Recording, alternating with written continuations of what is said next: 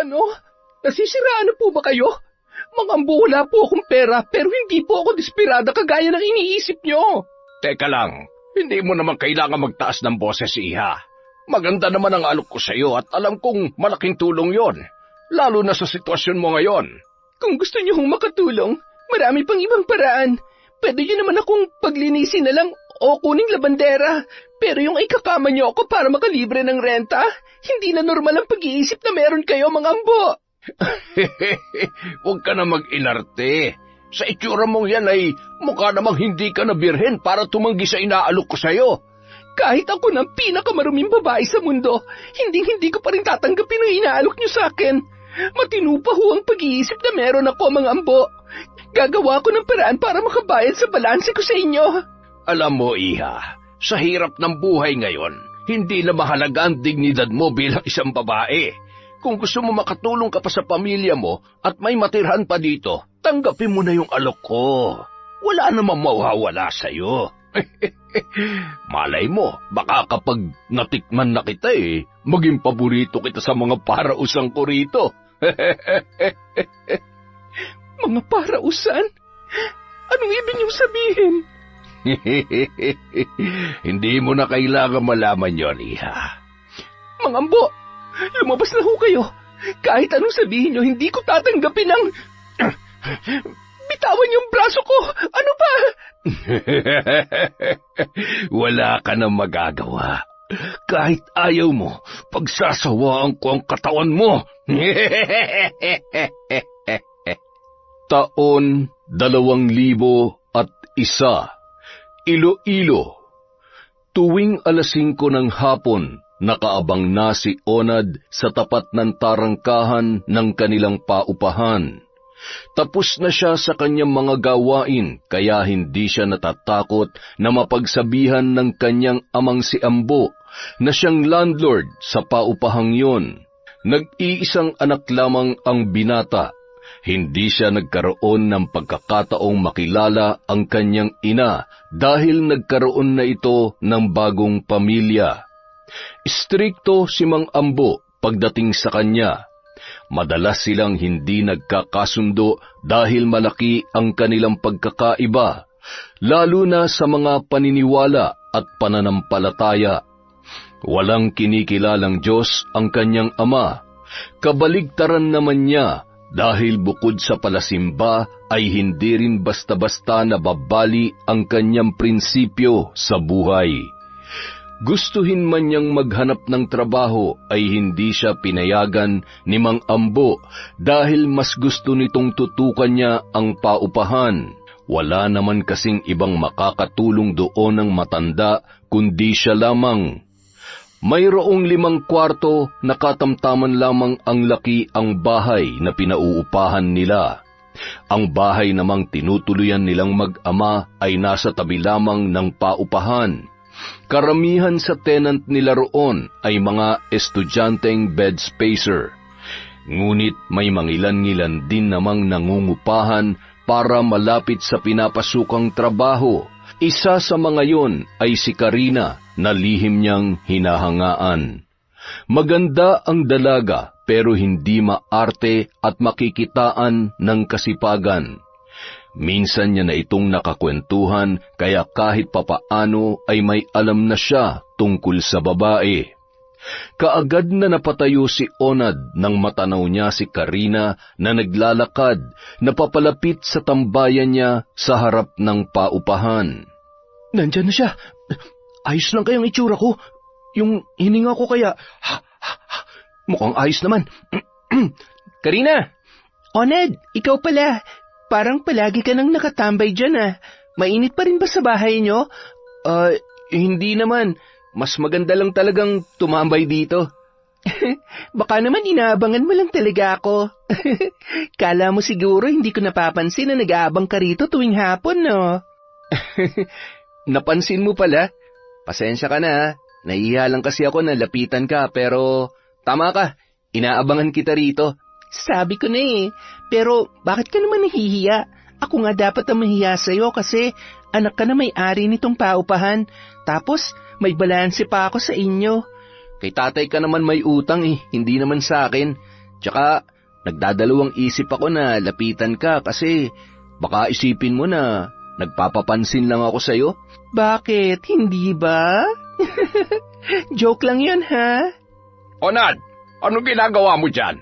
Wala pa tayong sinaing. Eto na po, tay. Magsasaing na. Karina, pasok na ako, ha? Sa susunod na lang tayo magkwentuhan. Sige. Iha, mukhang napapalapit ka na sa anak ko, Pinopormahan ka ba niya? Hindi po. Kung ganon, bakit kayo nag-uusap? Nakita ko lang po siya rito kanina. Nakakahiya naman po kung lalampasan ko na lang siya na parang wala akong nakita. Mabuti naman kung ganon. Siya nga pala, malapit na naman ang singilan ng renta. Hindi ka pa nakakabayad nung nakaraang buwan. May ipambabayad ka na ba? Wala pa po eh. Baka po pwedeng magbawas ako ng utang kapag nakuha ko na yung sahod ko sa susunod na Sabado. Alam mo, Iha, maraming gusto mangupahan dito pero dahil wala pang bakante, hindi ko sila mapagbigyan. At kung paalisin kita rito, kikita ko sa kanila. Hindi naman kita kaano-ano para pagbigyan kita ng pagbigyan. Naudlot yung pagpasok sa akin ng pera. Kaya kung wala kang ibabayad, mas mabuti kung magkukusa ka ng mag-empake at umalis sa paupahan ko. Ganun lang yung kasimple. Pasensya na po kayo, Mang Ambo. Walang-wala po ako ngayon eh. Kahit isang pagkakataon na lang po sana. Nakikiusap po ako sa inyo. Kailangan ko po ng matutuluyan. Kaya lang, kailangan ko rin ng renta. Kung hindi naman pala ako makikinabang sa'yo, hindi ako manghihinayang na paalisin ka na rito. Paulit-ulit na lang yung pakiusap mo eh. Perang kailangan ko, kaya buti pa magbayad ka na. Yun lang ang solusyon para may matirhang ka pa rito. Mang Ambo, kahit hanggang sa susunod na buwan na lang po yung ibigay niyong palugit sa akin, ibibigay ko po sa inyo ng buo yung balanse ko. Bukas. Hanggang bukas na lang ang palugit na ibibigay ko sa'yo. Kapag wala ka pa rin naibigay, mabuti pa'y umalis ka na sa paupahan ko. Pagkasabi noon ay tinalikuran na ni Mang Ambo ang nanlulumong si Karina. Maliit lang kasi ang sinasahod niya sa pagiging tindera sa bakery. Wala naman siyang ibang malilipatan dahil kinamang ambulang ang may pinakamurang renta para sa isang bed spacer na kagaya niya. Hindi niya kayang kumuha ng isang buong kwarto dahil kulang ang isang buwan niyang sweldo para doon. Napabuntong hininga na lang siya sa pag-iisip kung paano mababayaran ang 2 buwan niyang kulang kay Mang Ambo. Kung hindi lamang kinailangan ng pera ng kapatid niyang manganganak na, ay nakabayad na sana siya. Nangako naman ang kanyang kapatid na babayaran siya, ngunit tulad niya ay gipit na gipit pa rin ito nung mga panahong yun. Kung may iba lang sana siyang mapagkakakitaan, ay matagal niya nang sinubukan. Kung ang sweldo lamang niya sa bakery ang kanyang aasahan, hindi rin ito sasapat para sa kanya at sa pamilya niya sa probinsya. Ang hindi alam ni Karina, hindi lang siya ang may ganoong problema. Minsan nang naglabas ng saloobin sa kanya, ang kapwa niya nangungupahan na si Angela. Sa ilang buwan pa lamang na magkasama sila sa kwarto, ay naging malapit na kaagad ang kanilang damdamin sa isa't isa. Nalaman niyang breadwinner din ang dalaga at may maintenance pa ang ina, kaya pareho sila na halos wala nang natitira sa natatanggap na sweldo. Ngunit nitong mga nakaraang araw, may napansin siyang kakaiba sa kanyang kaibigan. Madalas na tulala at aligaga si Angela na tila may kinatatakutan tuwing umuuwi ito mula sa trabaho. Uy, Angela! Bakit ang tahimik mo dyan? Wala. May iniisip lamang ako. Alam mo, hindi naman sa nakikialam ako pero napapansin ko kasi na parang may nag-iba sa'yo. Masayahin ka naman dati tsaka lagi mo akong kinakausap. Yung totoo, may problema ba tayo? Problema? Wala. Ano ka ba? Wala naman akong problema sa'yo. Okay. Pero may iba ka bang problema ngayon kaya ka nagkakaganyan? Naninibago lang kasi ako eh. Ay, ang totoo, Noong nakaraang buwan ko pa napapansin yung madalas mong pananahimik, parang lagi kang may iniisip. Tapos nitong mga nakaraang araw, halos hindi na kita makausap. Palagi kang hindi mapakali. Tapos ganyan ka tuwing uuwi. Tulala, parang meron kang kinatatakutan na hindi ko maintindihan. Huwag mo na lang akong intindihin. Ayos lang naman ako. Medyo nakaka-stress lang kasi sa trabaho kaya pag uwi ko rito, wala na akong gana makipag-usap. Kaya kung may mapapansin kang pagbabago sa akin, huwag mo na lamang pansinin. Ha? Hindi naman pwede yon. Nag-aalala kaya ako sa'yo, tsaka magkaibigan tayo, di ba?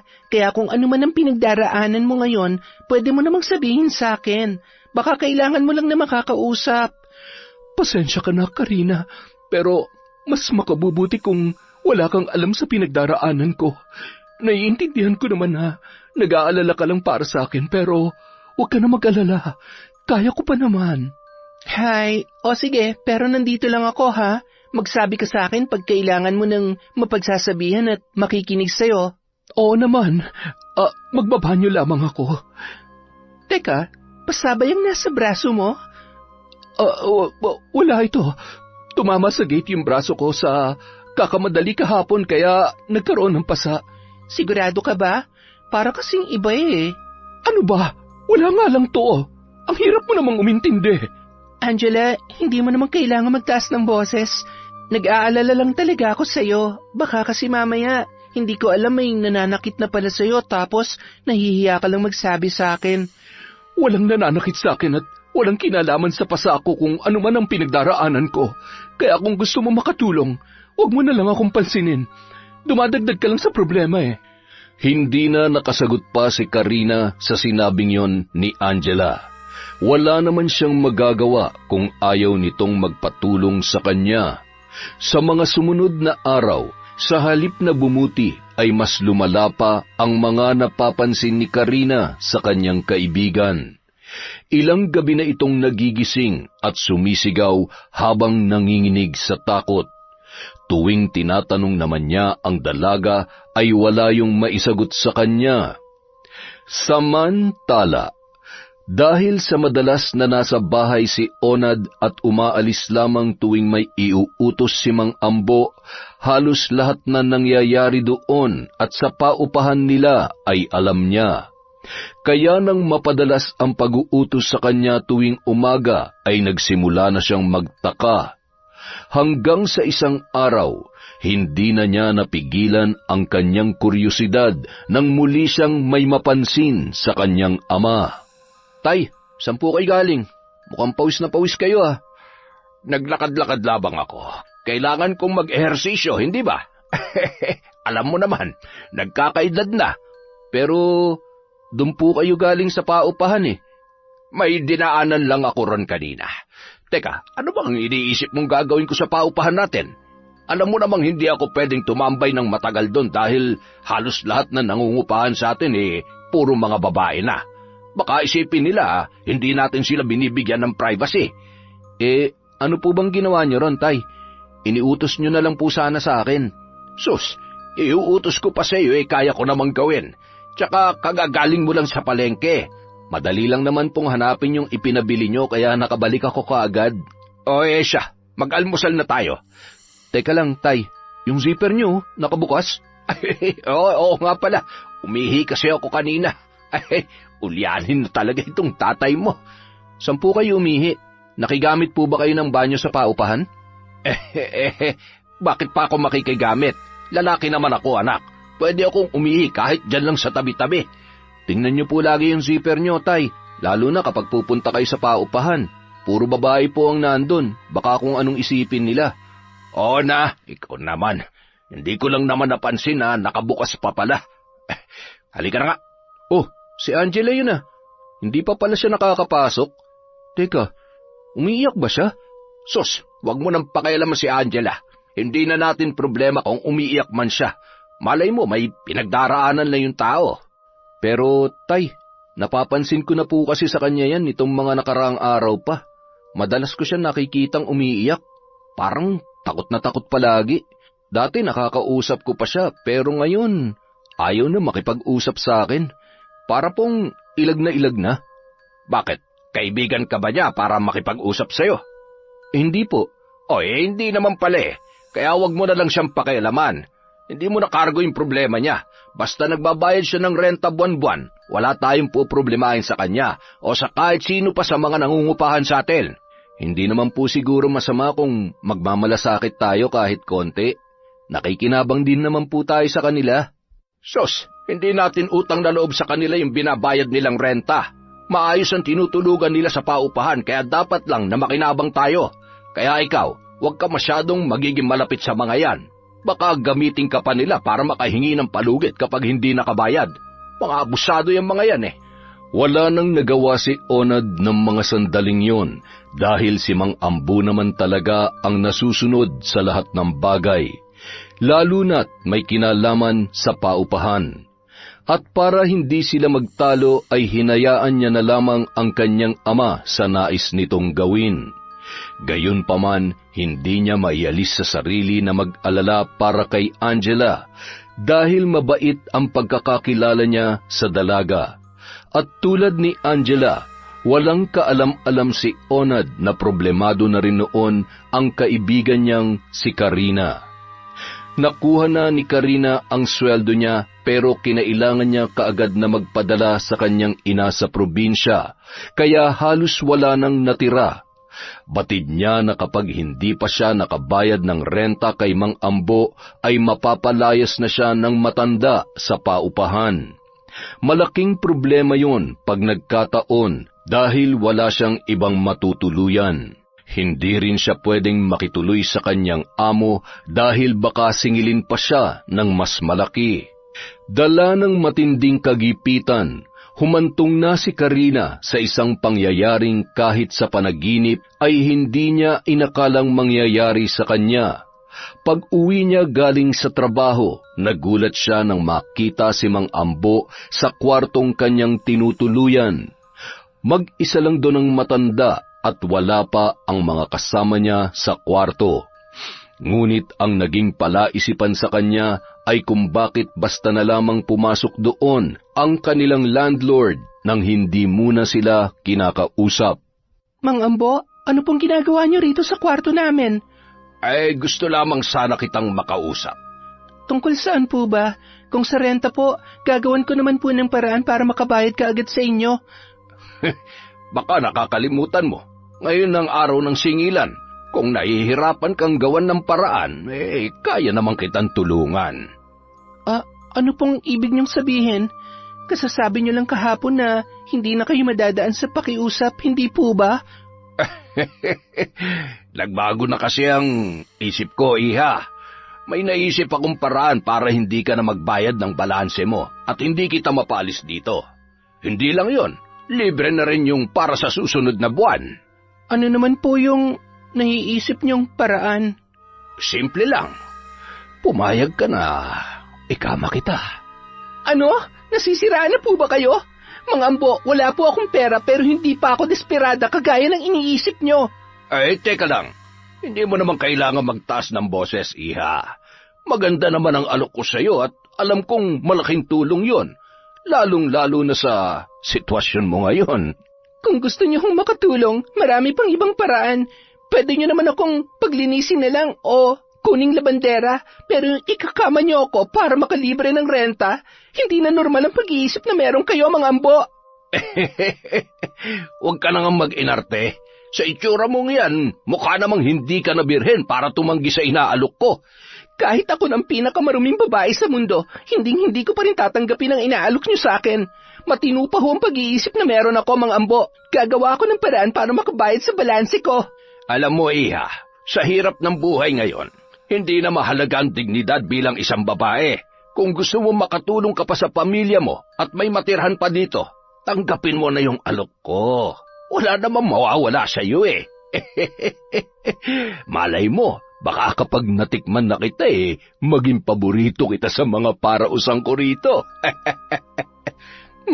Mga parausan? Anong ibig niyong sabihin? Hindi mo na kailangan malaman yon, iha. Mang Ambo, lumabas na ho kayo. Kahit anong sabihin niyo, hindi ko tatanggapin ang... Bitiwan yung braso ko, ano ba? Hindi ako papayag na hindi ka matikman ngayon, Karina. Matagal na kitang pinagnanasahan. Ang ganda-ganda mo at mukhang mabango kahit pagod ka sa trabaho. At itong braso mo, ang kinis-kinis. Sa lahat ng mga babaeng natipuhan ko, ikaw ang pinakamaganda. Kaya sana hindi mo ako biguin. Mabait naman ako. Huwag mo lang akong gagalitin dahil hindi mo magugustuhan ang gagawin ko sa'yo. Mga Ambo, parang awa niyo na ho. Hindi ko kayang gawin yung gusto niyo. Kung kailangan na talaga ako magbayad, iba na lang ang ipagawa niyo sa akin. Nasabi ko na ang gusto ko. Hindi ka naman siguro boba para hindi mo maintindihan, hindi ba? Ano ba mahirap sa ipagagawa ko sa'yo? Maghuhubad ka lang naman at higa sa kama, hindi ba? Pero Mga Ambo, hindi ko po talaga kaya. Maawa naman po kayo sa akin. Hindi na ako maaawa sa'yo. Ngayon ko na kailangan yung bayad. Kaya sa ayaw o sa gusto mo, maniningil na ako. Malas mo lang dahil katawan mo magiging kabayaran. Hubad! Mga Ambo, ayoko po. Wala ka nang magagawa, Karina. Kahit ayaw mo, pagsasawaan ko ng katawan mo. Nang gabing yun, walang awang pinagsamantalahan ni Mang Ambo si Karina sa kabila ng pagmamakaawa nito. Bago pa man niya isinagawa ang plano sa dalaga ay siniguro niya na walang makakarinig sa kanila. Sinadya niyang utusan si Onad na pumunta sa bayan para mamili ng lulutuin nilang hapunan at nagbilin pa ng kung ano-ano para matagalan ang anak sa pag-uwi. Alam niya rin kung anong oras pa darating ang mga kasama ni Karina sa kwarto, kaya nakakuha siya ng magandang tiyempo. Binusalan niya ang bibig ng dalaga habang pinagsasawaan ang katawan nito. Matapos ang pambababoy na ginawa ni Mang Ambo sa dalaga, inutusan niya itong magbihis at ayusin ang sarili. Hindi maaaring may makahalata sa kanyang ginawa, lalo na't nagdududa na siya sa kanyang anak na si Onad. Isang pagkakamali lamang ay malalaman ng binata ang mga kalokohang ginagawa niya sa paupahan. Mula nang ipatayo niya yon, binantaan niya rin si Karina na huwag magsusumbong sa kahit na sino. Kampante naman siya na hindi gagawa ng kahit anong ikakapahamak ang dalaga, lalo na't kailangan siya ng kanyang pamilya sa probinsya. Sinamantala niya ang pagkakataong yun para kontrolin ang babae, tulad ng ginagawa niya sa iba pang nangungupahan sa apartment, at walang nakakaalam noon kundi sila lamang ng kanyang mga nagiging biktima. Samantala, matapos pa ulit-ulit na ang kinin ni Mang Ambo, ay halos masuka na si Karina sa kanyang sarili dahil sa nangyari. Tuwing naaalala niya kung paano haplusin ng matanda ang kanyang katawan, ay halos isumpa niya na ito sa kanyang isipan. Ngunit dahil sa nangyari, doon niya naisip ang posibleng dahilan kung bakit nag-iba ang ikinikilos ng kanyang kaibigan na si Angela. Oh, Karina, bakit parang ang aga mo yata ngayon? Hindi ako pumasok sa trabaho. Ha? Bakit? Masama bang pakiramdam mo? Hindi. Bakit namamagay ang mga mata mo? Mukhang kanina ka pa umiiyak ka. May problema ka ba? Oy, bakit ka umiiyak? Ano ba kasi nangyari?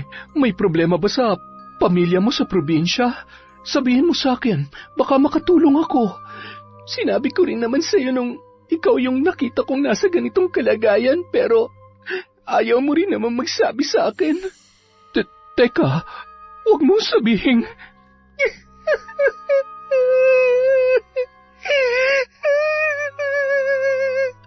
Diyos ko, ginawa niya rin ba sa'yo? Pinagsamantalahan ka rin ni Mang Ambo? Oo, binaboy niya ako, Angela. Binaboy niya ako ng paulit-ulit. Bakit ka pumayag? Nakita mo naman siguro yung nangyari sa akin, di ba? Halos magpakamatay na ako dahil sa nangyari. Wala akong nagawa. Ginipit niya ako. Kailangan niya na raw yung bayad ko sa renta dahil may balansi pa ako sa kanya. Tapos sapilitan niya akong inubaran at... Shh! Hindi mo na kailangan ikwento sa akin ang nangyari. Kung meron man nakakaalam ng pinagdaanan mo sa hayop na matandang yon, ako yon, Karina. At naiintindihan kita kung bakit hindi ka na lumaban. Pinagbantaan ka rin niya, hindi ba? Oo. Sino ba naman ako para makalaban sa kanya? May pera siya, Angela. Samantalang ako, pangrenta lang, kinukulang pa. Napakahayop talaga niya. Sinasamantala niyang kahirapan natin. Sinadya niyang gipitin tayo para magawa niyang maitim niyang balak sa ating dalawa. Tayo nga lang ba, Angela? Paano kung hindi lang tayong binababoy niya? Naalala ko mga sinabi niya. Mukhang may iba pa siyang biktima bukod sa atin. Hindi na ako magtataka. Maraming estudyanteng nangungupahan dito.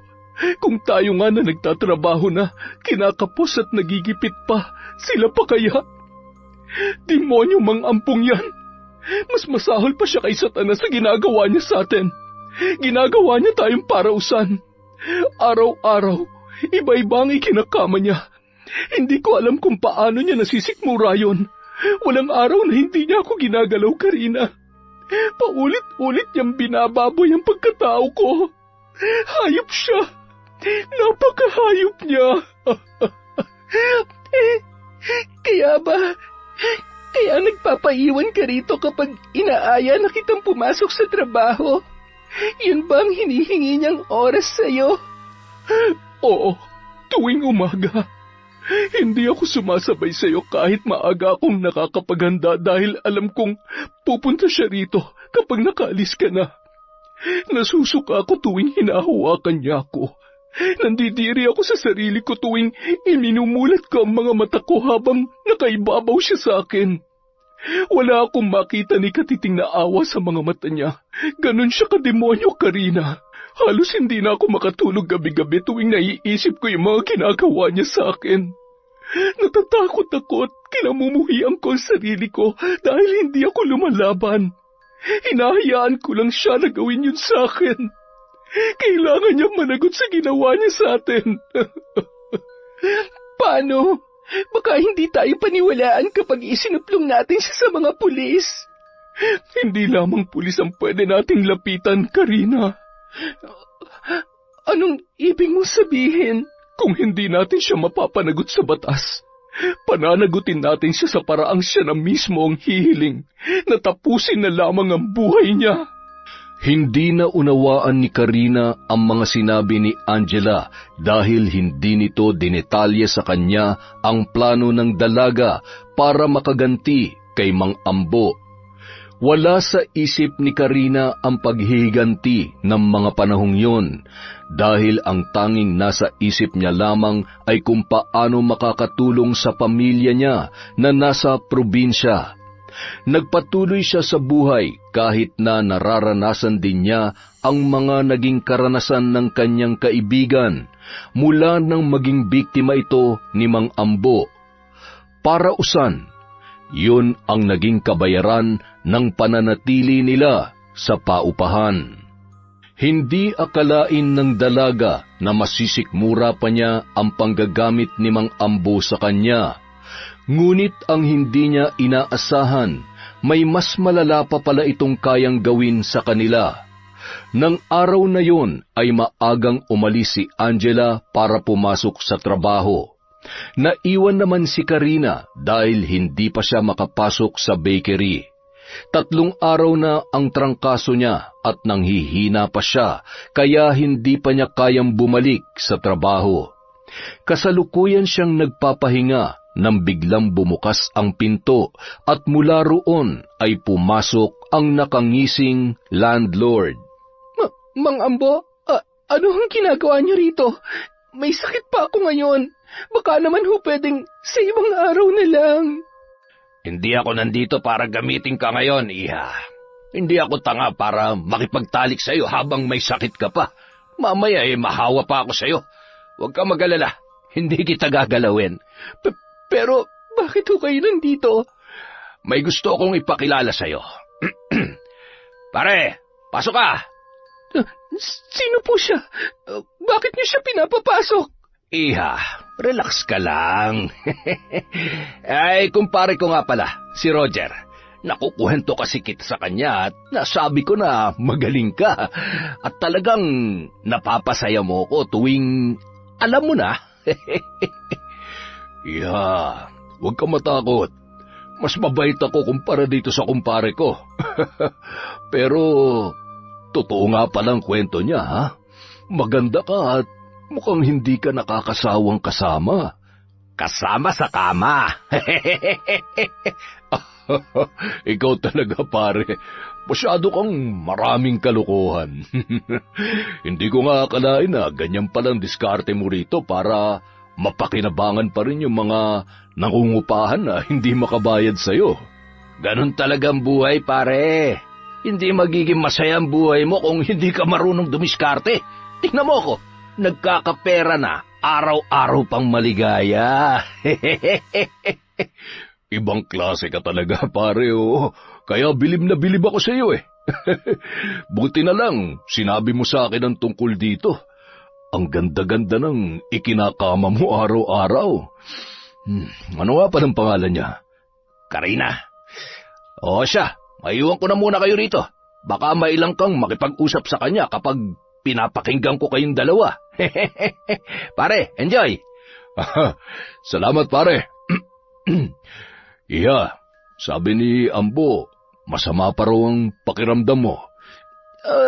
Nandito rin po ba kayo para ikama ako? Pero hindi pa naman ngayon. Huwag ka mag-alala. Hihintayin ko naman na gumaling ka muna. Tsaka magbabayad ako. Tutumbasan kayong renta mo rito para may panggastos ka o kaya may maipadala ka sa pamilya mo. Naikwento kasi sa akin ni paring Ambo na may sinusuportahan kang pamilya dun sa probinsya ninyo. Hindi po ba kayo naaawa sa akin? Ilang beses na akong binaboy ni Mang Ambo. Iha, may pangangailangan din kasi kami. Pasensya ka na kung ikaw yung naging kasangkapan namin para doon. Kaya nga, magbabayad na lang ako sa'yo para meron man lamang pampakonsuelo. Pampakonsuelo? Kapalit ng katawan ko? Shh! Hindi mo naman kailangang sumigaw. Gaya nga ng sinabi ko kanina, naiintindihan ko na may sakit ka pa ngayon. Pwede namang magpagaling ka muna. At kapag maayos ng pakiramdam mo, saka na natin ituloy ito. Kung makapagsalita kayo, parang may karapatan pa akong tumanggi sa gusto niyo mangyari. Alam ko namang bago pa kayo pumunta rito, pinagplanuhan niyo na ako ni Mang Ambo. Alam mo, huwag ka na kasi maarte, Iha. Masisiyahan ka rin naman sa gagawin natin, eh. Tsaka, hindi pa yun ngayon. Pero syempre, para hindi masayang ang pagpunta ko rito, baka naman pwedeng paramdam naman ng konti. Babayaran naman kita, kaya huwag ka nang tumanggi. 500. Ano, ayos na ba yun sa'yo? Umalis na ho kayo. Hindi ko kailangan ng pera niyo. Alis! Hindi pwede, Iha. Sayang naman ang pagod ko kung aalis lang ako nang wala man lang napapala sa pagpunta ko rito. Ang layo pa naman ng binyahe ko para lang makita ka. Bihirang magrekomenda ng babae si paring Ambo, kaya sigurado ko, kapag inialok niya sa akin, maganda at masarap talagang kasama. Kilabutan naman ho kayo sa sinasabi niyo. Para ko na kayong tatay. Hindi ba kayo nakukonsensya na ganito kabata ang pinagdalasaan niyo? Hindi ka na bata, Iha. 26 ka na raw kaya, sabi ng kumpare ko. Pwedeng-pwede ka na. Kaya para hindi tayo masyadong magtagal at makapagpahinga ka pa, hayaan mo na akong simulan ang gagawin ko sa'yo. Bagamat masama ang pakiramdam ni Karina, ay binaliwala lamang yon ng kaibigan ni Mang Ambo. Hinawakan ng matanda sa maseselang bahagi ang kanyang katawan. Diring-diri siya habang sabik na sabik naman sa kanya ang matandang lalaki. Nang tuluyan ng gumaling si Karina ay muling bumalik si Roger sa paupahan. At tulad ni Mang Ambo, walang awa rin siya nitong pinagsamantalahan. Puno ng pagtutol ang kaawa-awang dalaga, ngunit mas nanaig ang tawag ng laman sa matanda. Sa kabila ng kahayupang ginagawa ng magkaibigang Ambo at Roger, nangangamba rin ang mga ito na baka magsumbong na sina Karina at Angela sa mga otoridad. Pag nagkataon, malaki ang laban ng mga ito sa kanila, kaya bago pa man may mangyari ay nagsagawa na sila ng isang malaking plano. Mang Ambo, saan niyo po ba kami dadalhin? Bakit kailangan pa namin magsuot ng ganitong damit? Masyado na pong malaswang tingnan. Oo nga, Mang Ambo. Kanina pa kami tanong ng tanong sa inyo pero hindi niyo naman kami sinasagot. Huwag nga kayong puro reklamo. Manahimik na lang kayo dyan. Malalaman niyo rin kung saan ko kayo dadalhin. Kung kabayaran pa rin ito sa pangungupahan namin, parang sobra-sobra naman na po yata yung ginagawa niyo sa amin. Bakit? Hindi ba nakikinabang din naman kayo? Hindi na kayo magbabayad ng buwan ng renta nyo. Basta sumunod lamang kayo sa gusto ko. Hindi tayo magkakaproblema. Pero bakit kailangan nyo pa kaming isama pareho? Saan nyo ba talaga kami dadalhin, Mang Ambo? Malalaman nyo rin. Malapit na tayo. Makakababa na kayo. Maya-maya lang. Kung ako sa inyo, iahanda ko na ang sarili ko. Angela, masama ang kutob ko. Mukhang ikapapahamak nating dalawa yung pagdadalhan sa atin ni Mang Ambo. Anong gagawin natin? Duda rin ako, Karina. Basta maging alerto ka lang, ha? Basta kapag umabot tayo sa punto na hindi mo na kaya ang mga ipinagagawa niya, tumakas ka na. Ano? Pero paano ka? Gagawin ko rin naman lahat na makakaya ko para makatakas. Pero sakaling hindi ko yun magawa, sikapin mo makalayo at huwag ka nang babalik sa paupahan. Naiintindihan mo ba? Hoy, anong pinagbubulungan nyo dyan, ha? Pinag-uusapan nyo ba ako? Hindi ho, Mang Ambo. Mabuti kung ganun dahil kung may binabalak man kayong dalawa, huwag nyo na ituloy. O siya, nandito na tayo. Bumaba na kayo ng sasakyan. Eto na ho, bababa na. Halika na, Angela. Ano bang lugar ito? Puro puno lang na nyog ang nakikita ko. Wala man lang kabahay-bahay. Ano na naman ba tong trip nyo, Mang Ambo? Dito nyo ba kami bababuyan para wala makarinig sa mga sigaw namin? Ibang klase rin talaga kayo. Sinadya ko kayong dalhin dito dahil nakakahalata ng anak ko. Anumang oras, maaari na niya mabisto ang ginagawa ko sa inyo kaya kinakailangan ko na muna kayong ilayo tuwing may gagawin kami sa inyo. Kami? May kasama kayo rito? Oo, may kasama si Paring Ambo. Sinasabi ko na nga ba Alam mo, Karina, napansin ko na kanina yung sasakyang nadaanan natin. Malamang pagmamay-ari yun ng huklubang ito. Hoy, ayus-ayusin mo yung pananalita mo. Baka hindi kita matansya. Bakit? Anong gagawin mo, ha? Papatayin mo ko? Bakit hindi? Pinagsawaan naman na kitang punyeta ka. Punyeta ka rin? Ang tanda-tanda mo na, kayong dalawa ni Mang Ambo, pero wala naman kayong pinagkatandaan, mga hayop. Tumahimik ka! Gusto nyo rin naman ang ginagawa namin sa inyo, kaya huwag na kayong umarte na parang biktima kayo ng sitwasyon. Bayad naman kayo baka nakakalimutan nyo yun. Renta lang namin ang binabayaran nyo, hindi ang pagkatao namin. Tigilan nyo na nga yung kaartehan ninyo. Kung talagang hindi nyo gusto magpagamit sa amin, bakit hindi kayo lumipat sa ibang paupahan? Bakit hindi kayo humingi ng tulong sa mga kamag-anak nyo? Mahina ang kokote nyo, kaya kayo nalagay sa ganyang sitwasyon. Ginipit nyo kami. Ginamit yung kahirapan namin para magawa ang kahayupan nyo. Ay, nako, tama na nga yung satsat. Pare, paano ba natin sisimulan to, ha? Anong gagawin nyo sa amin? Boba ka rin talaga no? Alangan naman magkantahan tayo rito. Hindi pa ba malinaw sa inyong dalawa? Kaya kayo dinala rito ni Ambo dahil dito na namin kayo tatapusin. Alam nyo, ayoko pa sanang gawin to Lalo na sa'yo, Karina. Sa lahat kasi ng babaeng natikman ko sa paupahan, ikaw ang pinakapaborito ko. Ibang klase ka. Ang kaso, Kapag pinatagal pa namin ang buhay mo, baka maging problema ka pa namin, kaya pasensyahan na lamang tayo. Mang Ambo, maawa naman po kayo. Hindi naman po kami magsusumbong eh. Kung gusto niyo pa rin akong gamitin, sige lang ho.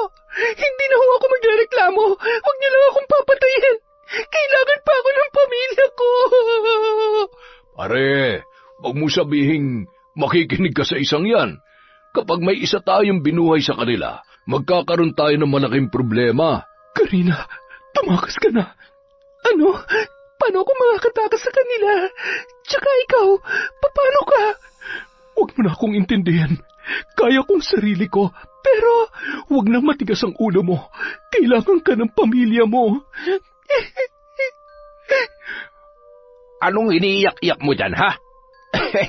Wala na magagawa yan dahil mamamatay na kayo rito ngayong gabi. Mang Ambo, alam ko na wala na kami magagawa sa sitwasyon namin ngayon. Pagod na ako sa buhay na meron ako. Kaya kung papatayin niyo kami, ako na lang ang unahin ninyo.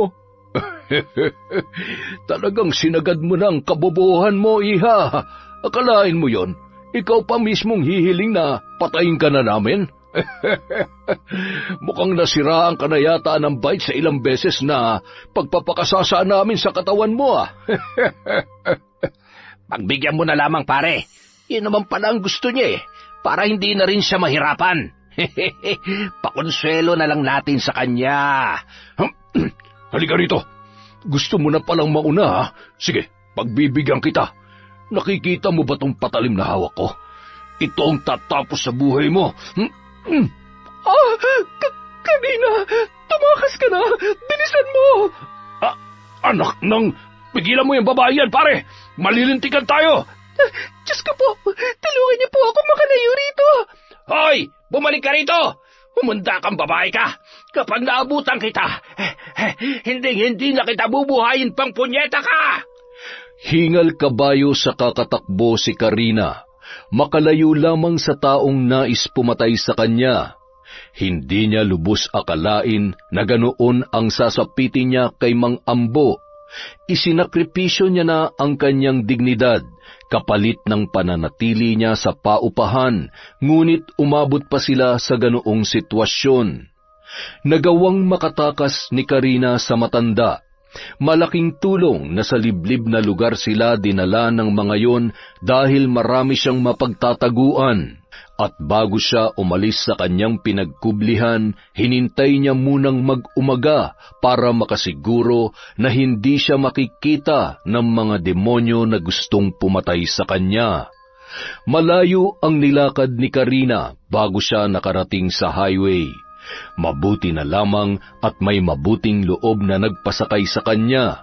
Hindi niya alam kung saan siya pupunta, pero sa sitwasyon na yon, wala na siyang iba pang mahihingan ng tulong, kundi ang kanyang amo sa bakery na kanyang pinapasukan.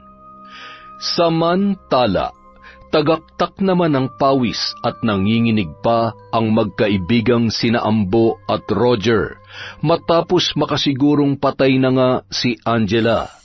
Sa pagkataranta ay isinakay ni Roger ang katawan ng dalaga sa kotse nito at dinala sa paupahan ni Mang Ambo. Anak naman, bakit dito mo pa dinala yung bangkay ni Angela? Nataranta ko, pare. Kapag iniwan ko yan doon at may makakita sa bangkay niya, magkakaroon pa ng investigasyon. Paano kung may makapagturo pa sa atin? Lalo na magkakandaletse-letse ang lahat. O anong plano mo dyan? Saan mo itatapon yan? Hindi ko alam, pare. Tulungan mo ako mag-isip. Ay nako, magpapatulong ka pa sa akin, ikaw naman na nakapatay sa kanya. Teka, kanino bang plano to, ha? Di ba sa atin dalawa? Tapos ngayon bigla kang maghuhugas kamay? Baka nakakalimutan mo, natakasan ka pa nung Karina mo. Buisit, dagdag pa siya sa problema. Sigurado magsusumbong na yun sa pulis. Kaya nga kailangan na natin madispatcha yung bangkay sa lalong madaling panahon. Kapag naitago na natin ang bangkay ni Angela, wala nang ebidensya na may ginawa tayo sa kanya. Mababaliktad pa natin si Karina kapag nagsumbong siya sa mga pulis. Pwede nating palabasin na siya talaga yung nakapatay at tayo lang ang itinuturo. Pero sa nga natin ibabaon niyang bangkay niyan? Hindi tayo pwedeng basta-basta na lamang maghukay dito. Siguradong iimbestigahan yun ng mga pulis kapag na-report na ang pagkawala ni Angela. Mas lalo namang hindi pwede sa amin, pare. Madadamay pa pati pamilya ko. Tsaka hindi rin tayo pwedeng basta-basta na maghukay sa kung saan para ilibing yung bangkay. Sandali. Alam ko na kung saan. Saan? Sa likod ng paupahan. Doon sa lumang balon na ginawa ko ng tambakan ng mga basura. Pwede mong itapon yung bangkay niya ron tapos tabunan mo na lang ng lupa para hindi halata. Lahat ng mga basura ngayong linggo, doon mo na rin itapon para kahit umalingaso yung bangkay niya, hindi iisipin na doon natin siya ibinaon. O sige. Pero wala bang makakakita sa akin doon? Mamayang gabi mo gawin. Umaalis tuwing Biyernes ng hapon ang mga nangungupahang estudyante rito. At wala na rin naman si Karina kaya walang ibang makakakita sa'yo. Teka, paano yung anak mo si Onad? Ako na ang bahala sa kanya. Ninong! O, nandyan na si Onad. Huwag ka magpapahalata. Alam ko, pare. Oy, inaanak! Kumusta ka? Ayos naman po, Nong. Buti, nakabisita po kayo ngayon dito. Inimbita kasi ako nitong tatay mo na tumagay. Samahan mo kaming uminom mamaya, ha? Mukha kasing marami kang ikukwento sa akin. Balita ako, natitipuhan mo raw yung isa sa mga nangungupahan dito. Si tatay talaga, ikinuwento pa kay Ninong. Madalas ka kasing kinukumusta sa akin ng ninong mo kaya nabanggit ko na rin ang tungkol doon. Huwag ka na mahiya, Onad. Para ka namang iba sa akin. Parang pangalawang tatay mo na nga ako hindi ba? Kaya huwag kang mahiya magkwento ng mga ganyang bagay. Pinagdaanan din naman namin yan ng tatay mo nung kabataan namin. Sige po. Mamaya ko na lang po ikukwento, Nong. Nang gabing mag-inuman sina Ambo at Roger, sinadya nilang isama si Onad para lasingin ang binata. Nang sa gayon ay hindi ito makahalata sa kanilang binabalak. Nagtagumpay naman sila sa kanilang plano dahil nakatulog na si Onad, dala ng matinding kalasingan. Sina Ambo at Roger naman, hinarap na ang pagbabaon sa bangkay ni Angela sa lumang balon. Sa tulong ng isang makapal na lubid, ay nagawang bumaba ni Roger sa balon na ginawa ng tambakan ng mga basura para maghukay. Dala nito ang pala at baretang gagamitin. Pinaghirapan nilang alisin ang lupa sa balon at ang mga basurang nabulok na lamang doon para gawing pantabon sa ibabaong bangkay. Bilisan mo maghukay dyan, pare. Baka abutin pa tayo ng madaling araw dito. Magigising na mga kapitbahay namin. Pwede na siguro to. Patingin nga. Ay, nako, mababaw pa yan, pare. Mangangamoy pa yung ibabaon natin dyan. Laliman mo pa ng konti. Kung tinutulungan mo na kaya ako rito nang mapabilis tayo. Siraulo ka ba? Kung tutulungan kita dyan, wala na magbabantay dito. Paano kung may biglang dumating at makitang may bangkay dito sa tabi ng balon? Oo na, sige na. Lalaliman ko pa. Kung hindi mo sana dinala dito yan, hindi sana tayo nahihirapan ngayon. Wala namang makakaalam na tayo ang pumatay sa kanya kung iniwan na lang natin siya sa gubat. O kaya inihulog na lang natin sa kung saan para magmukhang ibang may gawa nun. Sus, pambihira ka naman, pare. Ngayon mo pa naisip yan kung kailan naghuhukay na ako rito. Kaya nga bilisan mo na lang dyan. Wala na tayong magagawa, nandito na to. Ano pa nga ba sa tingin mong ginagawa ko? Siya nga pala. Pagkatapos mo dyan, kailangan mo ring linisin yung kotse mo. Dapat walang matira kahit katiting lang na patak ng dugo. Kung hindi ay malilintikan talaga tayong dalawa. Mababaliwala ang pagod mo dyan sa paghuhukay. Alam ko kung anong gagawin ko mamaya. Madali lang naman maglinis ng ebidensya. Siguraduhin mo lang na walang kahit anong makakapagturo sa atin. Ayoko makulong, pare. Mas lalo na ako. Hindi pwedeng malaman ng pamilya ko yung ginawa natin. May mga anak din akong babae. Siguradong itatakwil ako ng mga yon. Tayo lang naman na nakakaalam ng lahat. Kaya kung walang magsasalita sa ating dalawa, wala naman mahuhuli. Ganun lang kasimple yon. Pero bilib din ako sa iyo, pare, ha? Ang lakas ng loob mo. Parang wala ka man lang nararamdaman takot nung pinatay ko si Angela sa harapan mo. Siyempre naman. Ako pa ba? Kung hindi nga lang nakatakas si Karina, baka pinagpira-piras ko ng katawan nun. Kapag nahanap ko siya, ipaparanas ko sa kanyang pinakamasakit na kamatayan. Kinabukasan, tinanghali na ng gising si Onad dahil sa kalasingan. Hindi naman siya ginising ng kanyang ama, kaya hindi na niya namalayan na napahaba na pala ang kanyang pagtulog. Ilang sandali pa, narinig niya ang boses ng isang babae sa labas ng gate ng paupahan, habang marahan yung kinakalampag. Lalabas na sana siya nang marinig niya ang boses ng kanyang ama na nauna nang lumabas para pagbuksan ang sinumang kumakatok doon. Sumilip lamang siya sa bintana at mula roon ay nakita niya ang isang matandang babae na may mahabang buhok na medyo namumuti na dahil sa edad nito. Nang dumako ang tingin niya sa muka ay bahagyang napakunot ang kanyang noo. Pamilyar sa kanya ang muka ng kanilang bisita. Ano ang sadya nyo rito? Kung mangungupahan kayo ay wala pa kaming bakante. Hindi ako mangungupahan. Bakit nandito kayo? Nako, kung nandito ka para manghingi ng tulong, wala akong maibibigay. Dito nangungupahan ang anak ko. Gusto ko siyang makita kaya ako pumunta rito. Teka. Anak? Sinong anak? Si Karina. Alam kong dito siya nangungupahan. Gusto ko siyang makita at makausap. Kayo palang nanay ni Karina.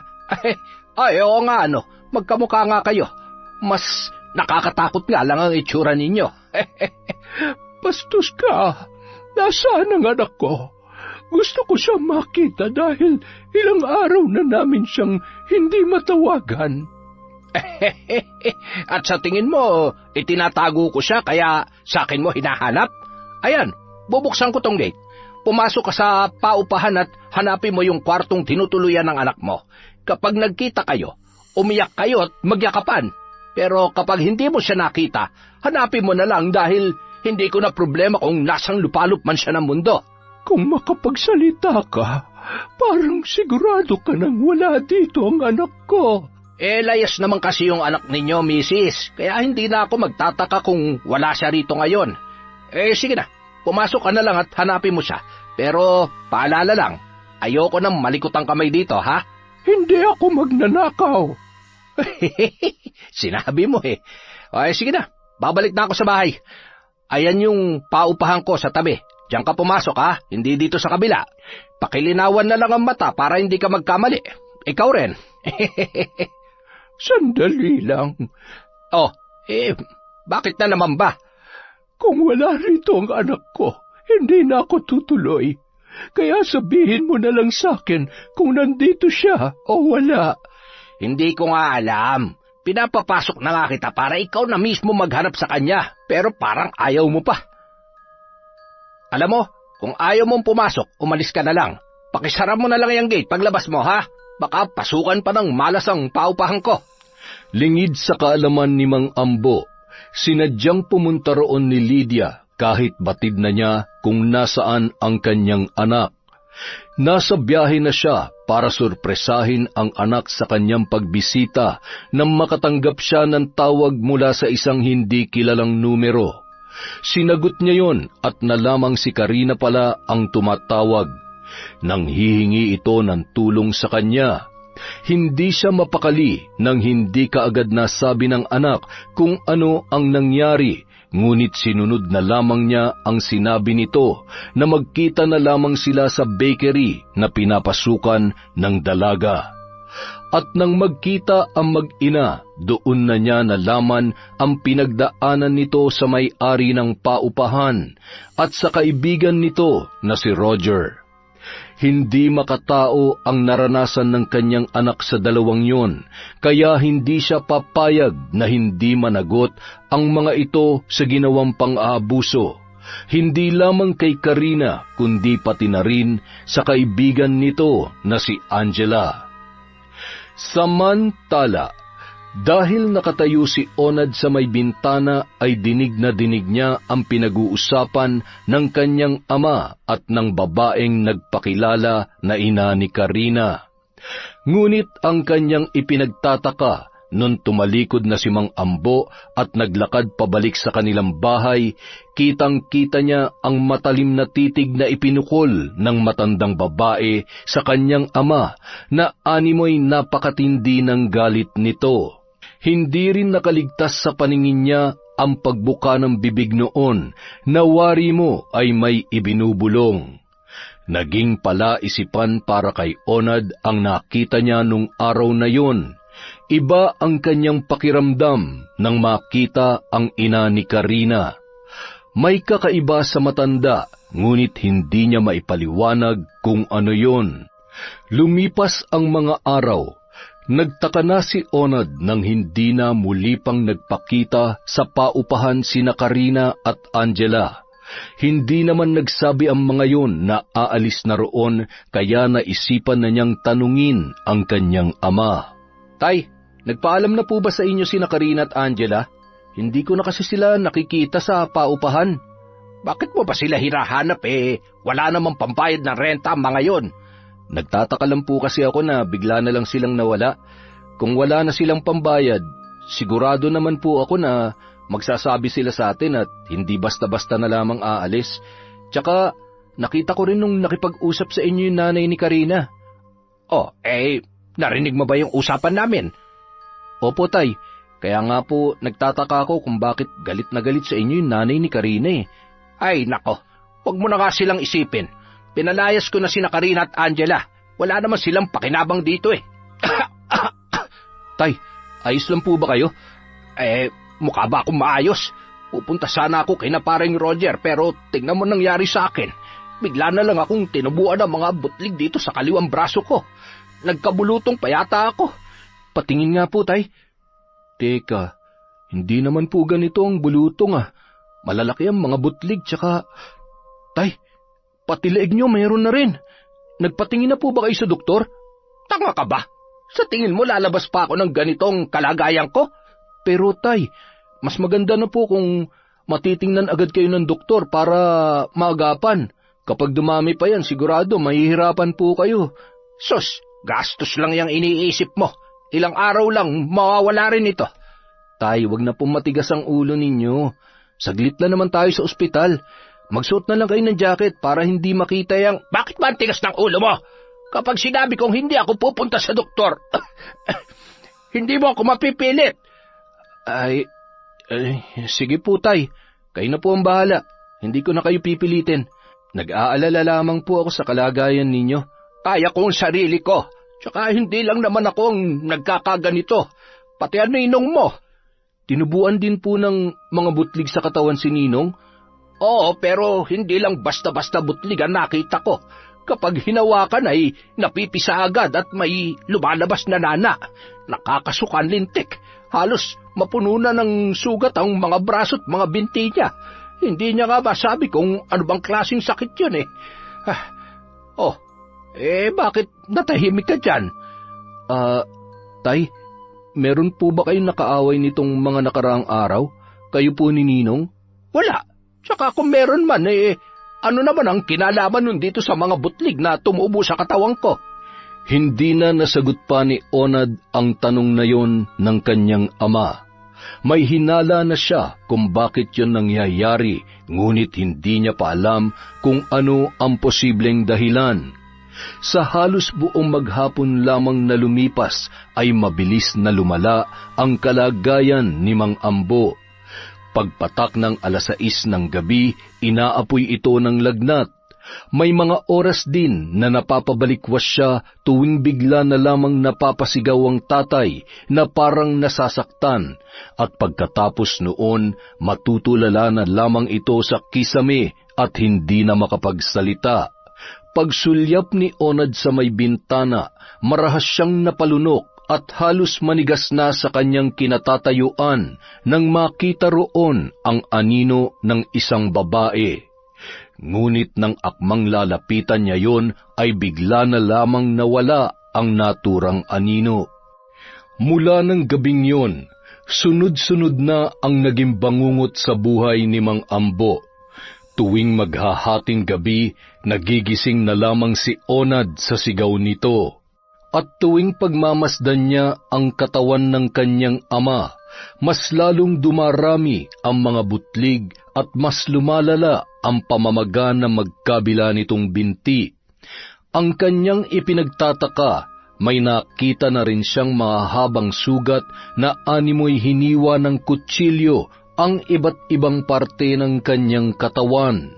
Sinubukan ni Onad na pakainin at painumin ng tubig si Mang Ambo, pero tinatanggihan nito ang kahit na anong ibinibigay niya. Binantayan niya ang kanyang ama at inobserbahan ang mga pagbabago sa katawan nito. Ilang ulit niya itong kinumbinsi na magpadala na sa ospital para masuri ng mga doktor, ngunit nagmamatigas pa rin ang kanyang ama. Kinabukasan, nagulat na lamang ang binata nang puntahan niya sa silid si Mang Ambo. Halos bumaliktad ang kanyang sikmura nang makita ang mga binti ng kanyang ama na mas lumala pa ang pamamaga dahil umabot na ito hanggang sa mga paa. Pumutok na ang mga butlig na tumubo roon at bumuka na ang mga sugat na pinagpipiestahan naman ng mga langaw. Dali-dali niyang tinakpan ng kumot ang mga binti ng kanyang tatay, ngunit nang masagi niya ang parteng namamaga, nanlaki ang kanyang mga mata nang makita ang maliliit na uod na lumabas mula roon. Tay, ano po ba talagang nangyayari sa inyo? Bakit nagkaroon na ng uod ang mga sugat ninyo? Ang sakit ng buong katawan ko, anak. Nagugutom ako pero parang hindi ko kakayaning lumunok ng pagkain. Tay, pati ang leeg nyo, puro sugat na rin. Sigurado po ba kayong hindi pa rin kayo magpapadala sa ospital? Hindi na, anak. Dito na lamang ako. Ayokong pandirihan ako ng mga tao. Tingnan mo naman ang itsura ko. Sa tingin mo ba, makikilala pa nila ako? Pati mukha ko ay tinubuan na ng mga butlig. Hindi na ako makagalaw dahil pinipigilan ko mapisa ang mga ito. Nahihirapan na ako, anak. Halos mapahihina ako sa sobrang hapdi ng mga sugat ko. Hindi ko alam kung bakit nangyayari ito sa akin. Barang, tay. Malakas ang kutob ko na mayroong bumabarang sa inyo. Barang? Sino naman ang gagawa nun sa akin? Teka, ang ninong mo, kumusta siya? May balita ka ba sa kanya? Onad, tinatanong kita, kumusta na ang ninong mo? Tay, wala na po si Ninong. Ano? Paano nangyari yun? Dinala siya ng asawa niya sa albularyo, tay. May bumarang din sa kanya at hindi na niya kinaya ang sumpang dumapo, tay. Parehong-pareho kayo ng sinapit ni Ninong bago siya binawian ng buhay. Inuuod na rin ang buo niyang katawan at halos mabulok na. Nanggaling ako sa kanila dahil gusto kong kumpirmahin ang hinala ko na nababarang kayo. Tay, kitang-kita mismo ng mga mata ko kung paano humiwalay ang nabubulok na binti ni Ninong sa katawan niya habang naglalabasan ng mga uod na pareho sa nakikita ko sa sugat ninyo. At nasabi rin sa akin ni Ninang na noong binuksan nilang kabaong ni Ninong sa huling pagkakataon, pinagpipiestahan na ng mga uod ang ulo ng Ninong ko at nag-alisan ng mga tao sa sementeryo. Kaya, tay, hindi ba dapat nagpapagamot na kayo ngayon? Huwag na nating hintayin na ganun din ang mangyari sa inyo. Hindi na ako magpapagamot, anak. Wala na rin namang mangyayari. Hindi ba? Kinakarma na yata ako. Sinisingil na ako sa mga kasalanan ko. Malas lang ni kumpare dahil siya nauna sa akin. Hindi pa huli ang lahat, tay. Sabihin niyo lang sa akin kung sino ang posibleng gumawa nito sa inyo. Maghahanap ako ng magaling na albularyo. Huwag ka na mag-abala pa. Tanggap ko na ang kapalaran ko, anak. Tay, gusto niyo po ba ng tubig? Eto po. Hindi, ayoko ng tubig. Ilayo mo sa akin yan. Pero tay, tubig lang naman tong ibinibigay ko sa inyo. Wala po itong gamot. Kailangan nyo nang uminom. Matutuyuan na kayo niyan. Sabi nang ilayo mo yan sa akin eh. Hindi ka ba nakakaintindi? Pasensya na tay, pero kahapon pa kayo hindi umiinom ng tubig. Hindi pa rin kayo kumakain. Kung ipagpapatuloy nyo yan, baka hindi na kayo tumagal ng ilang araw. Sa kabila ng pagtutol ni Mang Ambo, ay kumonsulta na si Onad sa isang albularyo. Kung patatagalin niya pa na nasa ganoong kalagayan ang kanyang ama, ay baka bawian na lamang yon ng buhay. Matindi ang galit ng taong bumabarang sa kanyang tatay at hindi ito titigil hanggat hindi napapatay ang kaisa-isa niyang mahal sa buhay. Gayunpaman, nais niya ring malaman kung ano ang dahilan ng matinding galit na yon na nauwi sa matinding uri ng pambabarang ng sinumang gumagawa noon. Samantala, nagdiriwang naman ang mag-inang sina Karina at Lydia matapos isagawa ang isang ritual. Magdiwang ka, anak, dahil wala na ang isa sa mga lalaking umabuso sa iyo. Salamat po, Nay. Dapat lang na mamatay si Mang Roger dahil pinatay niya si Angela. Nagsakripisyong kaibigan ko para makatakas ako, Nay. Kung hindi dahil sa kanya, baka wala na rin ako ngayon. Hindi sapat ang humimas lamang sila ng rehas para panagutan ang paulit-ulit na pambababoy sa inyo. Mga demonyo sila. Napakasama nila. Demonyo lamang ang may kakayahang gumawa ng ganong bagay sa mga inosenteng kagaya ninyo ng kaibigan mo. Pero malas nila dahil hindi ko palalampasin ang ginawa ng magkaibigang yun. Hindi basta-basta ang pambabarang na ginawa ko, lalo na sa ambong yun. Nakausap ko siya at nasaksihan ko mismo kung gaano kabulok ang kanyang pagkatao. Kaya tama lang na ipatikim ko sa kanya ang matinding barang na hindi niya inaasahan. Sigurado ako ngayon na mas masahol pa siya sa nakagat ng ulol na aso dahil mas lalong lalala ang kalagayan niya kapag uminom siya ng tubig. Papatayin ko siya ng paunti-unti.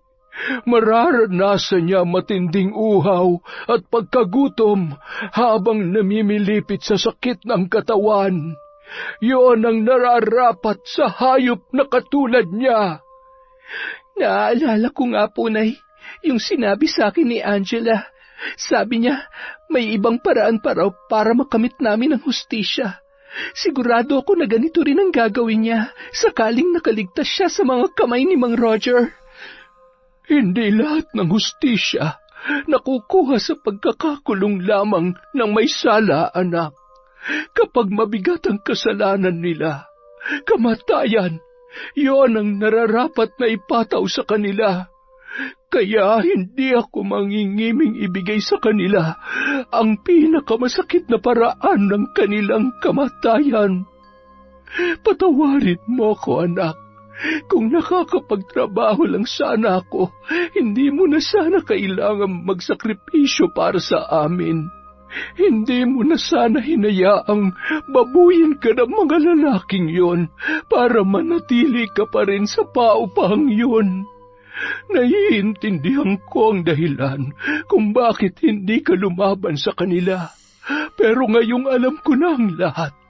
Hindi ako papayag na hindi ka mabibigyan ng hustisya sa lahat ng ginawa nila sa iyo. Hindi niyo po kailangang humingi ng tawad, Nay. Kagustuhan ko po na itago sa inyong sitwasyon ko. Alam mo ba, balak sana kitang isurpresa sa pagbisita ko, pero hindi ko lubos akalain na ako pa pala masusurpresa dahil muntik ka nang mapatay ng mga hayop na yon. Pasensya na po kayo kung hindi ako agad nagsabi, Nay. Ayaw ko lang po kasi na makadagdag pa sa mga iniisip nyo. Alam ko po na masyado na kayong maraming problema sa atin, kaya Anak din kita, Karina. Kaya kung nagsabi ka sa akin tungkol sa problema mo, hindi po pwede na wala akong gagawin. Huwag na sanang mauulit ang ganito, anak. May nanay ka pa, kaya hindi mo kailangang pasanin lahat ng mag-isa. Patawarin niyo po ako, Nay. Hindi ikaw ang dapat na humihingi ng tawad ngayon, anak. Nang malaman ng amo ni Karina ang nangyari sa kanya, ay pumayag ito na pansamantala muna silang makituloy sa kanyang bahay. Sinabi naman nila na hindi sila magtatagal doon dahil may kailangan lamang silang tapusin. Kung anuman yun ay tanging silang mag-ina lamang ang nakakaalam. Ngunit sa kabila ng matagumpay na pagpapahirap ni Karina kay Mang Ambo, hindi nila akalain na makakakuha ng isang magaling na albularyo ang anak nitong si Onad. Humina ang bisa ng barang at natuntun pa nito kung nasaan ang taong nagpapahirap sa matanda. Ha? Onad? Ikaw? Anong ginagawa mo rito? Tsaka, paano mo nalaman kung nasaan ako? Huwag mong ibahin ang usapan. Alam mo kung bakit ako nandito ngayon, Karina. Ikaw ba?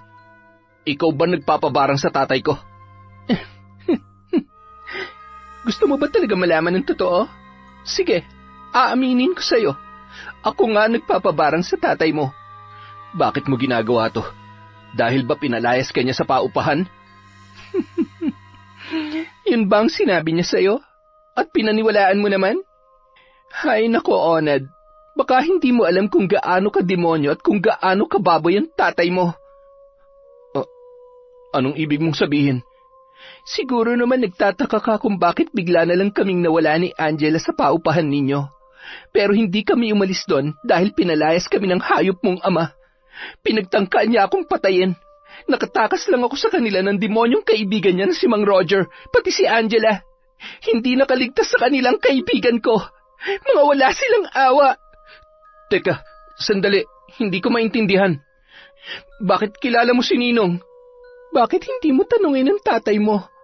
Ipinahalay niya kami ni Angela sa hayop na lalaking yon. Tinanggalan nila kami ng dignidad. Ginipit kami ng tatay mo dahil hindi kami nakakabayad kaagad sa renta. Ginahasa niya kami kapalit ng balanse namin sa lintik na paupahan yung mag-ama. Kaya ba umiiwas ka sa akin? Ano sa tingin mo? Makikipagkaibigan pa ako sa'yo matapos ang ginawa ng tatay mo? Huwag kang hangalonad. Gumising ka sa katotohanan na yung tatay na akala mo ay napakabuting tao. Mas masahol pa sa demonyo. Kaya kung ano man ang nararanasan niya ngayon, tama lang yun sa kanya. Kulang pang kamatayan bilang kabayaran sa mga nagawa niyang kasalanan. Karina, itigil niyo na kung ano man ang ginagawa niyong pagpapahirap sa tatay ko. Kung may nagawa man siya sa inyo, ipakulong niyo na lang siya. Hindi ako makikialam. Hayaan ko siya managot sa mga ginawa niya sa inyo ni Angela. Wala akong pakialam kahit habang buhay pa siya makulong. Huwag niyo lang siyang parusahan sa ganitong paraan. Wala ka na magagawa para iligtas siya. Nakatakda ng kamatayan niya at hindi na mababawi pang sumpang dumapo sa kanya. Dapat lang siyang mamatay, Onad. At kahit kailan, hindi ako manghihinayang sa buhay ng isang hayop na tulad niya. Sa kabila ng pagmamakaawa ni Onad kay Karina, hindi niya ito pinagbigyan. Bigo at nanlulumong umalis ang binata sa bahay ng kanyang amo. Mabuting tao si Onad, kaya naaawa siya sa binata. Ngunit kabaligtaran naman ang nararamdaman niya para sa ama ng lalaki. Kaya kahit nagmakaawa na ito sa kanya ay hindi niya pinagbigyan ang hiling nitong itigil na ang pagpapakahirap kay Mang Ambo. Isa pa, imposible na rin yun dahil naisagawa na ng kanyang ina ang huling ritual ng pagpapahirap sa matandang landlord. Oras na lamang ang bibilangin at babawian na ito ng buhay. Samantala, bagsak ang mga balikat na pumasok si Onad sa kanilang bahay matapos puntahan ang taong may kagagawan ng pambabarang sa kanyang ama. Hindi niya akalain na si Karina pala ang punot dulo ng lahat ng yun. Ngunit hindi niya rin inaasahan ang mga nalaman tungkol sa mga ginagawa ng kanyang tatay sa mga nangungupahan sa kanilang apartment. Nalaman niya rin na hindi lamang pala sina Karina at Angela ang mga biktima, kundi may iba pang mga estudyante na nadamay sa makamundong pagnanasa ng kanyang ama. Nang pumasok siya sa silid, naabutan niyang hinang-hinana si Mang Ambo at lupaypay na ang katawan habang naghahabol na yon ng hininga. Halos mangitim na ang magkabila nitong binti at nagkaroon na rin ng mga bukol ang lumobong tiyan. Sinubukang iangat ng tatay niya ang kaliwang braso nang makita siya, pero bumagsak lamang yon pabalik sa higaan. Sa pagbagsak nito, nagsilabasan ang maliliit na uod at umalingasaw ang masangsang na amoy sa buong paligid na halos ikaduwal na ni Onad. Awang-awa siya sa kalagayan ng kanyang ama, ngunit nagngingit-ngit din ang kanyang kalooban dahil sa kanyang mga nalaman. Bakit niyo nagawa yon, Tay? Bakit niyo sila pinagsamantalahan? Sinong sila? Hindi kita maunawaan, anak. Huwag na kayong magsinungaling, Tay. Mamamatay na lang kayo, lolokohin niyo pa rin ang sarili niyo. Huwag niyo na ipagkaila ang nagawa niyong kasalanan. O baka naman kailangan ko pang banggitin sina Karina at Angela para makaalala ka. Tay naman, napakababoy niyo. Paano niyo naaatim na umakto ng normal matapos niyong pagsamantalahan ng mga walang kalaban-laban na babae?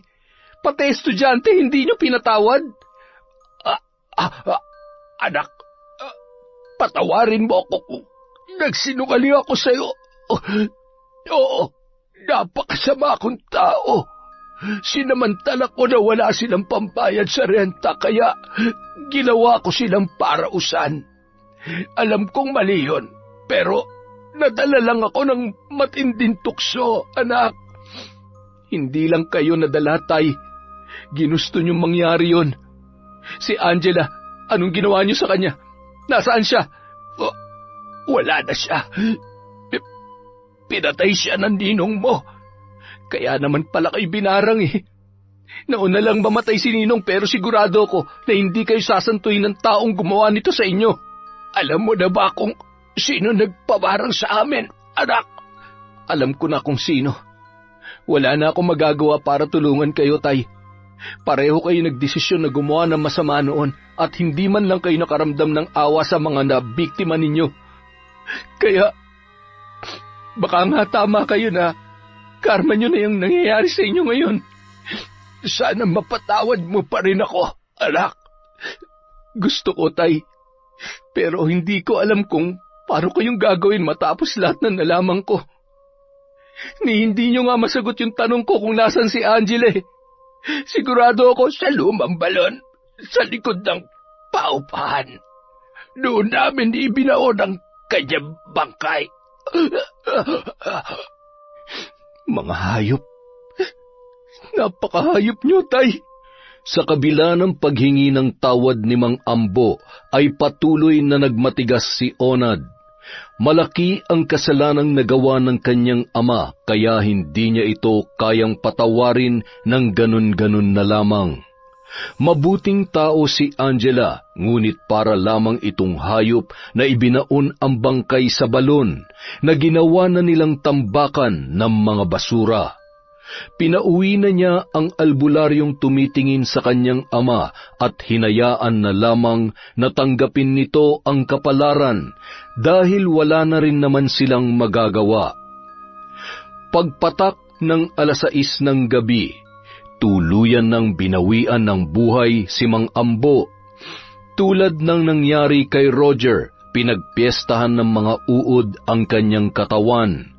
Kaya imbis na iburol pa ay ipinakremate na lamang ni Onad ang bangkay ng kanyang ama at agad na ipinalibing. Kamatayan ang naging kabayaran sa mabibigat na kasalanan na nagawa ng tatay niya at wala siya sa posisyon para kwestiyonin yon dahil kahit siya mismo ay hindi kayang sikmurain ang kahayupan nito at nang akala niya ay napakabuti niyang ninong. Itinuro niya sa mga pulis ang kinaroroonan ng bangkay ni Angela. Nagbigay na rin siya ng statement at sinabi ang lahat ng nalalaman niya para mabigyang linaw kung sino ang salarin sa pagkamatay ng dalaga. Matapos namang ilibing ang mga 15 ambo ay pinuntahan ni Onad si Karina na nooy naghahanda na para umuwi sa probinsya. Karina, buti na abutan pa kita bago ka umuwi sa inyo. Ano pang ginagawa mo rito? Hindi ba dapat sinusumpa mo na ako ngayon dahil akong dahilan kung bakit namatay ang tatay mo? Alam kong may mali rin naman sa ginawa mo at aaminin ko, nasaktan din ako para sa tatay ko. Pero maniwala ka man o hindi, naiintindihan kita. Naiintindihan ko kung bakit mo yun nagawa. Tama ka, sa bigat ng kasalanan ng tatay ko at ng ninong Roger ko, hindi sapat ang humimas lang sila ng rehas habang buhay. Napag-isip-isip ko rin na kung ako nasa sitwasyon mo, baka ganun din ang gawin ko. Karina, pasensya ka na kung wala man lang ako nagawa para tulungan ka. Kung hindi ka pa nakatakas noon, baka pareho na kayong wala ni Angela ngayon. Ginawa kong lahat para makatakas dahil ayokong mauwi sa wala ang sakripisyo ni Angela para sa akin. Isa pa, hindi ko rin hahayaang hindi siya mabigyan ng hustisya. Naiintindihan kita, kaya huwag ka mag-alala. Wala akong sama ng loob sa'yo o kung anuman. Pumunta lang talaga ako rito para personal na humingi sa'yo ng tawad sa nagawa ng tatay ko at sa hindi ko pagtulong sa'yo. Wala ka namang kasalanan. Hindi mo alam ang mga ginagawa ng tatay mo kaya huwag kang humingi ng tawad sa akin. Siya nga pala, may ibibigay ako sa'yo. Ano yun? Heto, galing to sa perang iniwan sa akin ni tatay. Balak ko sanang ibenta na yung paupahan at yung kalahati ng mapagbebentahan. Ibibigay ko sana sa'yo para may panimula kayo sa probinsya. Pero dahil hindi naman ganong kadaling mabenta, bumawas na lang muna ako sa perang iniwan sa akin. Sana tanggapin mo to para makabawi man lamang ako kahit papaano. Nagpapatawa ka ba? Pera pa rin yan ng demonyo mong ama. Di bali na magsimula kami sa wala dahil kinaya naman namin yun noon. Hindi ko tatanggapin yan. Wala akong tatanggapin na kahit anong may kinalaman sa tatay mo o sa ninong mo. Kung nakukonsensya ka, isipin mo na lang na nakatulong ka rin sa amin. Alam ko may pagkakataon ka para makaganti sa nanay ko na siyang bumarang sa tatay mo, pero hindi mo yun ginawa. Kaya itabi mo na lang yung pera mo. O sige, kung yan ang gusto mo. Irerespeto ko ang desisyon mo. Pero gusto ko lang sanang malaman kung may pag-asa pa bang magkita tayo ulit? Hindi ko alam. Kung nakatadhana tayo magkita, baka sakali. Pero ka na masyadong umasa dahil baka mas makabubuti kung puputulin na natin ang anumang ugnayan natin sa isa't isa. Ikaw ang bahala. Paano? Ingat kayo sa biyahe niyo. Salamat. Yun na ang naging huling pagkikita ni Onad at Karina dahil natuloy ang dalaga sa pag-uwi sa kanilang probinsya. Mula nang makaalis ito ay wala na siyang balita pa sa dalaga.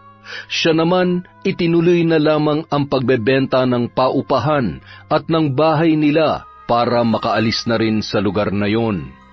Hindi kasi siya matatahimik tuwing maiisip niya ang mga nagawa ng kanyang ama. Nagdala rin ito ng malaking kahihiyan sa kanila, kaya para makaiwas sa matinding panghuhusga, nagpasya na lamang siyang lumayo.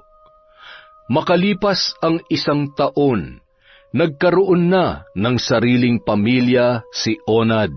Sinubukan niyang ibaon sa limot ang madilim na bahagi ng buhay niya na may kinalaman sa tatay niya para makausad at makaranas ng tahimik na buhay.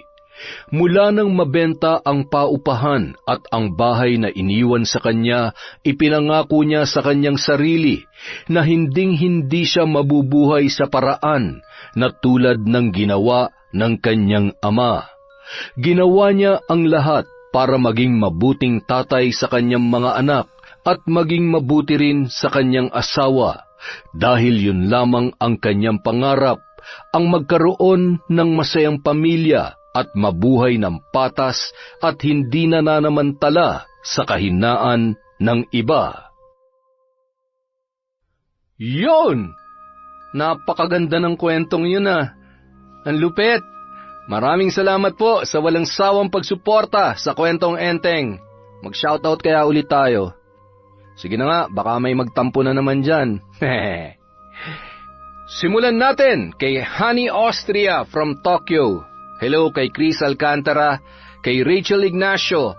Hi po kay Sweet Mommy. Mommy from Doha, Qatar. Kay Ami Yong. Hi po kay Evangeline San Jose from Al San Jose. Hi kay Manny Baldonado at sa asawa niyang si Lorna Algordo. Hello din po kay Glenda Gilyado, kay Kurt Mina. Hi kay Cheryl Bronyosa, kay Lori Joy Lagrimas from Malaysia. Hello po sa Galedo family, kay Marjorie Dequilia. Hello kay Elena Cruz, kay Willie Galvez, kay I Love Traveled. Hi po kay Dimples Yumi, sa Grifaldia family, kay Mamang Viviana, Miguel, Papang Jesse, Mika, Genevieve, Jay, Margie Soto, Freddy Boy, Anthony, Aiza, Ernesto, NN, AA, Luk, from Cataleja, Soto. Hi po kay Kath Linay, kay Monica Nieves. Hello kay Len TV, kay Lauren Kilang Opando. Hi po kay Hondra Delin from Dubai, kay Virginia Belay. Shout out po kay Bengski, kay Melarin Sunas from Talim Island, kay Sante Jumawan. Hello po kay Simply Cathy, kay Charlene Gumansing, kay Emrose Strong OFW in Kuwait. Hi kay Cat Burglar Cutie, kay Genevieve Virtuoso, kay Miss Maura, kay Mel Santarita. Shout out kay Rain's Dream, kay Jennifer Sacris, kay Noni Ahmad Karem from Zairab Sharif. Hello po kay Cherry Mukbang AMSR. Hi kay Isay DS, kay Jing Estrada from Daman, Saudi Arabia. Hi po kay Jesper ng Al Fayruzi Salon from Jonah Halog. Hello po kay Tess Sumanting from Rome, Italy. Kay Josue Talan. Hi kay Josefina Felias from Pasig. At kay Ahmed Panigel. Yun pong mga hindi nabanggit, huwag kayong mag-alala, may bukas pa, may isang araw pa, may next week, next month, next year. Wala pong katapusan ang Kwentong Enteng. Maraming salamat po uli sa pakikinig sa Kwentong Enteng.